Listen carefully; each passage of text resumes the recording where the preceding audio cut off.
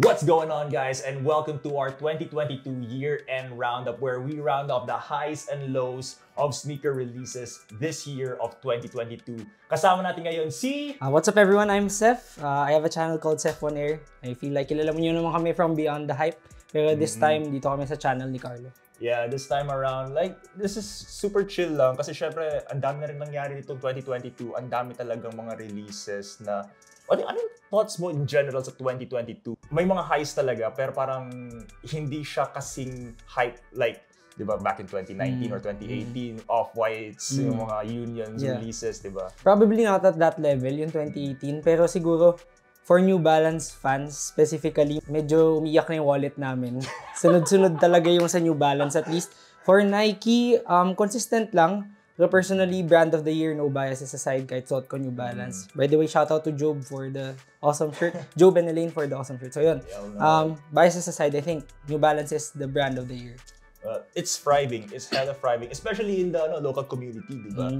So with every year-end roundup, ang naisip namin ni Seth is why not take a look back on some notable releases, especially our top GR release, the worst sneaker release, the underrated pick, and of course, our personal picks of sneaker of the year this 2022. So, without further ado, let's get to it, guys. All right, so first category, our best GR release. Seth, ano yung best GR release mo? Sige, ako pala muna. Nandito actually siya sa table. Nilagay ko rin siya. Okay. Sorry, puro New Balance pala halos yung pair. Nasa bahay kasi kami. But yeah, this is definitely my GR pick. I think it's one of the best GRs na released in any brand. New Balance bringing over Teddy Santis is really a smart move. Not only in terms of the business, but on the creative side as well. Ang ganda, parang simple na 990 V3. Gray pa din siya, pero yung konting hits of olive and beige, parang it really popped out. And it made the sneaker a bit more special. So, actually, any of the pairs dun sa whole collection. That's true, that's true. GR to, pero medyo mahirap pa rin siya makuha.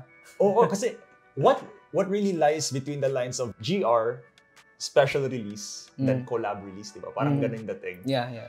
At first, nung sinabi mo sa akin, nung sinabi mo ito yung pick mo, sabi ko, oh, I feel like ito rin yung GR pick ko.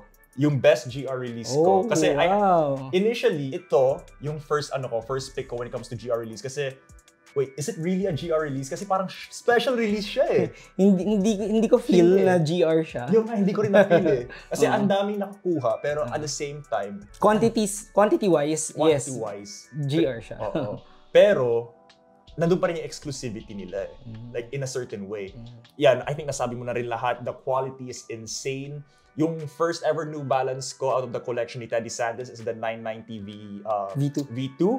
And it up close and personal, alam mo talaga na iba yung pagka-olive niya, iba rin yung materials. But NP number 1.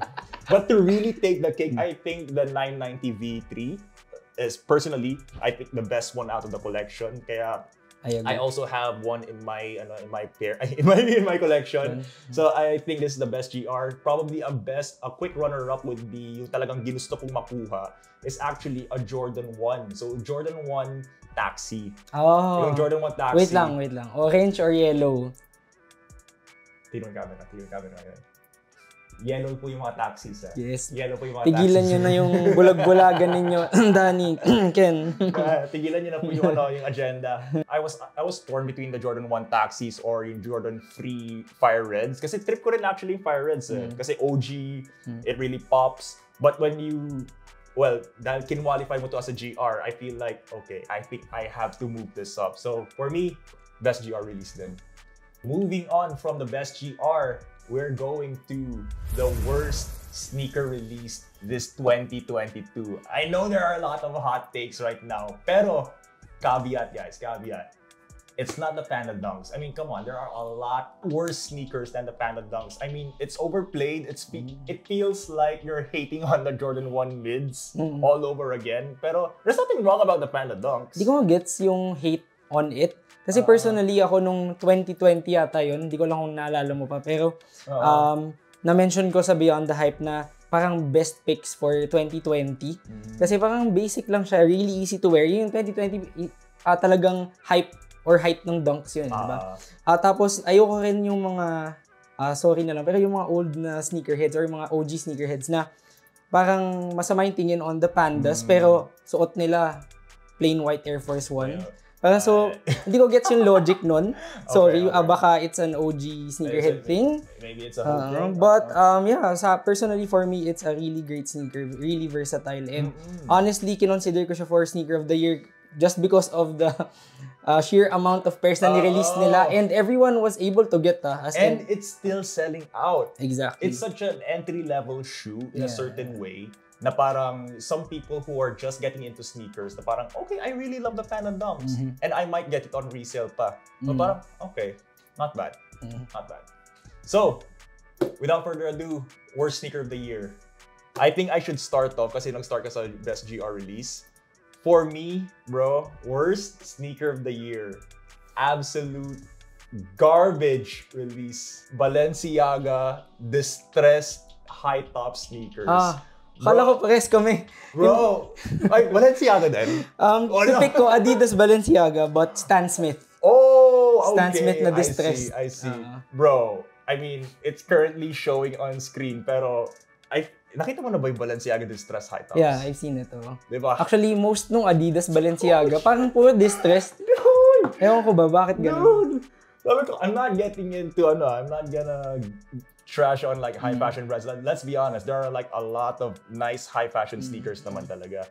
But the sheer fact na these distressed sneakers actually released to the to the public in a way, parang it's really making fun of sneaker culture in a way na, okay, dahil Balenciaga to, you're probably gonna buy it. Yeah. Actually nga, may nagsasabi na parang social experiment si Balenciaga. We're not gonna get into like the whole, kasi currently, di ba si Balenciaga, may controversy na nangyayari recently, di ba? Yeah. So, aside from that, from the brand itself, and to put out this actual sneaker, you're better off beating a pair of Chucks or a pair of Stan Smiths rather than spending 50,000 pesos or more for a luxury sneaker that's already beat up. May iba naman magsasabi na, bakit ito? Yung Jordan 1. Distressed din naman to. Pero it's not 50,000 pesos na distressed, di ba? That's the point, di ba? Kahit pa paano, quality naman. It looks like a well-made sneaker in a proper distressing. Kasi there's like, yung sinabi ni Danny, there's too much distressing on the jeans. Yeah. Totoo. Sorry. Meron din ganun for sneakers. Ganun din for sneakers. So, I guess that's our take. May runner-up ka ba on like the worst released sneaker? Siguro yung Grinch. Nakuha ko lang rin yung idea from kay Kais. Oh. Actually, ako rin. It's amusing to look at, pero I don't know how to wear it. It's either that or you're actually dressing up as the Grinch for Halloween. Parang hindi siya Christmas shoe, parang siyang Halloween na shoe. Yung nga eh. Besides the fact na you're gonna shave it, di ba? Parang still, it feels like it's crusted the soul. Nito lang, pumunta ako sa Ayala. May nakita akong Grinch 4 rooms. Oh yeah, Grinch I saw that. 4 rooms. Pero at least Maganda those look really nice. Kahit paano, you still make out the sneakers. Diba, for example, yung Grateful Dead Dunks. You still make out the Dunks kahit paano na furry siya. Kasi you can still finesse it a little bit. Yeah. Pero it really reminds you of like the Kerwin Frost Adidas, kind of like that really out there. True. Yeah. Disclaimer lang. No hate on all those sneakers. Yun lang yung worst sneaker pick ko kasi nga hindi ko lang gets yung behind it, yung hype behind it. It doesn't speak, if there is any. It doesn't speak to me. It doesn't speak to me, sabi nga. Okay. Up next is we have the underrated pick or the sleeper hit release. Ito yung mga sneakers na went under the radar to a lot of people. It may be generally hype, pero you think it should have gotten more love talaga. Yeah. Runner-up muna, kasi nandito siya sa table. It's the ALD 991. Really nice pair. Great pick. Actually, palagi ko sinasabi sa vlog to na hindi ako mahilig sa brown sneakers. Pero when I saw this in person, shout out to NB number 1, to Vico, Rigo, and Joed. Pinakita na sa akin to, sobrang ganda ako in person, and nahanap ko siya luckily sa Carousel. Carousel lang? Yeah, Carousel. May legit sellers sa Carousel. So, besides the Facebook Marketplace, you should check out other platforms as well, like Carousel. That's true. That's true. Mention ko na din, Oak Street also has reasonably priced pairs. Tas ngayon din may used sneakers na rin sila sa platform. Ikaw ba, anong thoughts mo dyan? Like, runner-up ko pa lang yan. Runner-up pa? Okay, runner-up. Diba, this one came with a gray pair. Green. Alam mo naman ako, kami dalawa ni Ken, alam mo, brown boys all day. Exactly. Pero personally, I think I prefer the gray and green pair. More than Pero the fact na, for example, you're collecting a New Balance collection, it doesn't seem redundant picking this one. Kasi kahit paano, okay, it's more of grace talaga when it comes to New Balance models. This is a really nice switch up. So, I can appreciate this one. But for me personally, kung wala naman akong New Balance pairs, and my choice ako, I'd probably pick the gray and green pair. Actually, maganda din gray and green pair. You can't go wrong with both pairs. Tapos, siguro moving on to my pick na parang hindi nyo naman sabihin na sobrang bias ko sa New Balance. I actually chose this one. Pero not this colorway.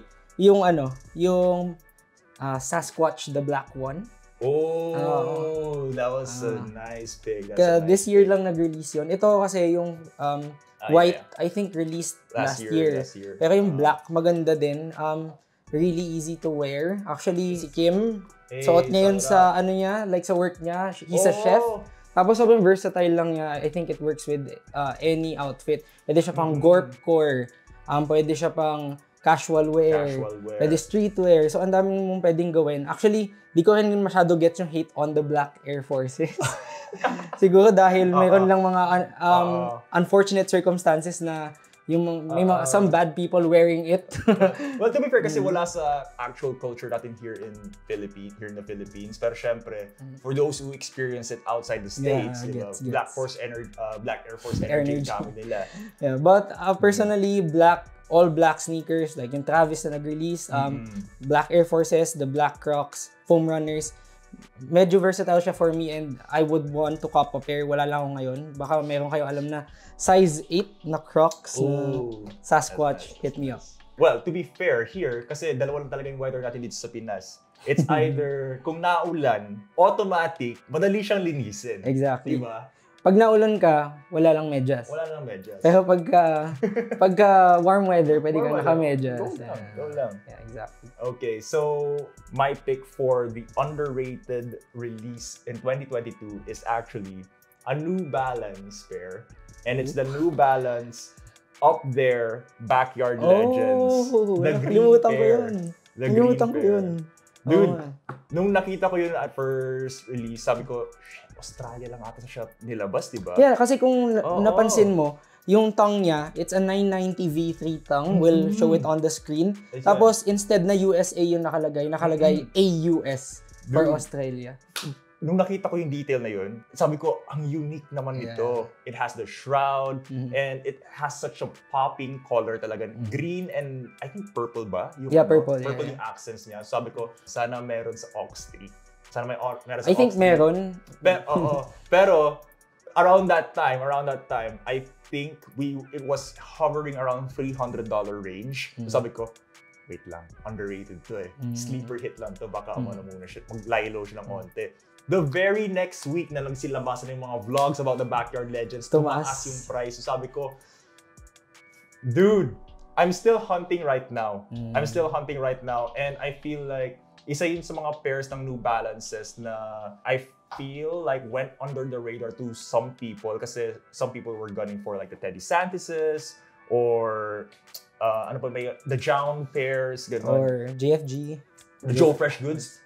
Yun. So, for me, if I had to pick like an underrated pair around that price range na let's say below 300 or around the 300 range, pakuha ko for retail, I would probably pick the Up There New Balance Backyard Legends 1. Alright guys, so without further ado, our picks for Sneaker of the Year. I think for me, my Sneaker of the Year, you probably saw it in my last video. It's already the Amamanier Jordan 4. Again, it was a toss-up. I have to say. It was a toss-up between the Lost and Founds and the Amamanier 4s. Kasi let's be real.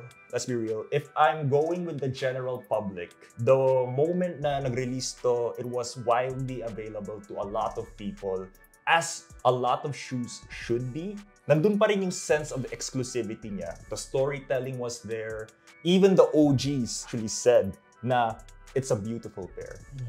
Kung nasa complex panel ako, sneaker of the year. But again, we're talking about personal biases naman talaga.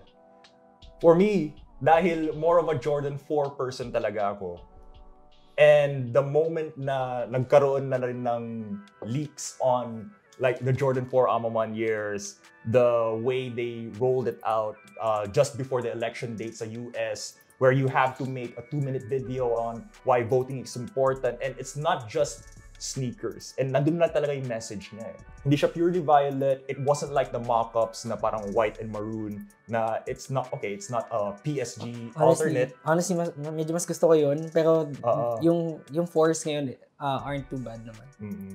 And the quality.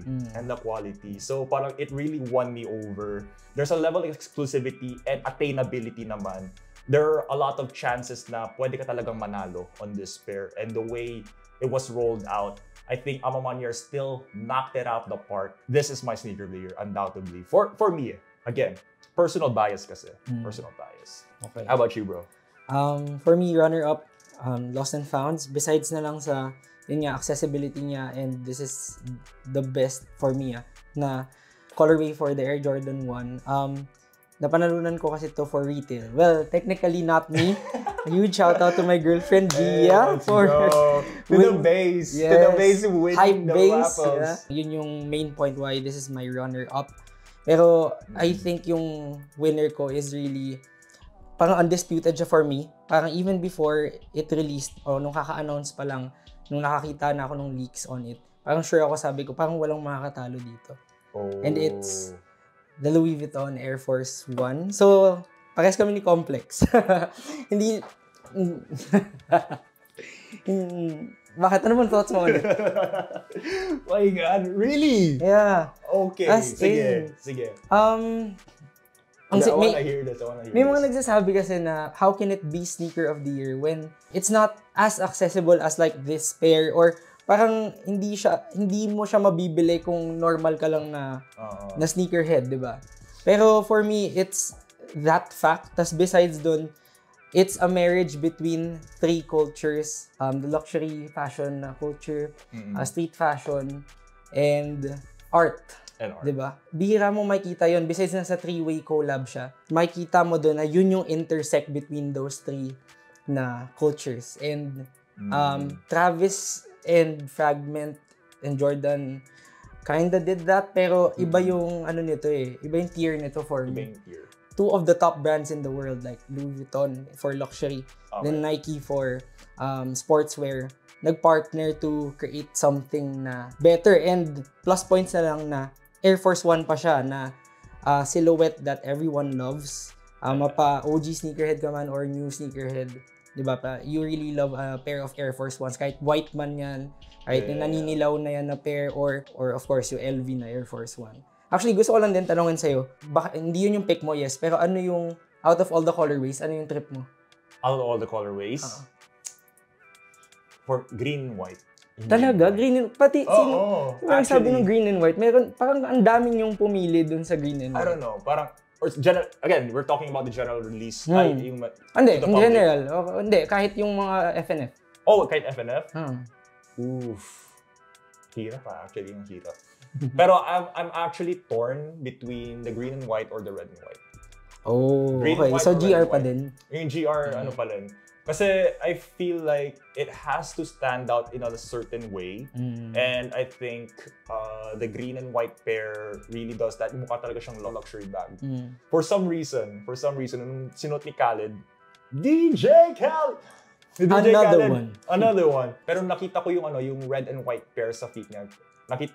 Tumingin ako agad sa Nike Bayou. Susubukan ko, gusto ko gawin sa Nike Bayou. Not a bad idea. I mean, yung Panda Dunks, ginagaya ngayon sa Nike Bayou, diba? And it's even better quality. I get your point.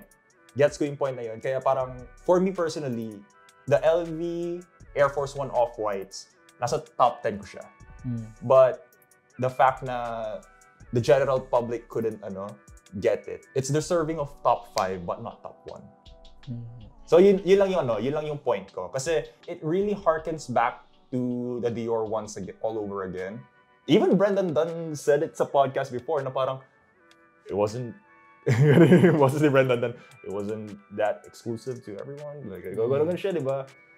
Pero, again, probably they put it on the top of their list kasi it's part of their culture. It's like a marriage of these different brands and the way that the legend Virgil handled the entire release. Hindi lang friends and family and the general release as well. I think it is deserving of a top 5.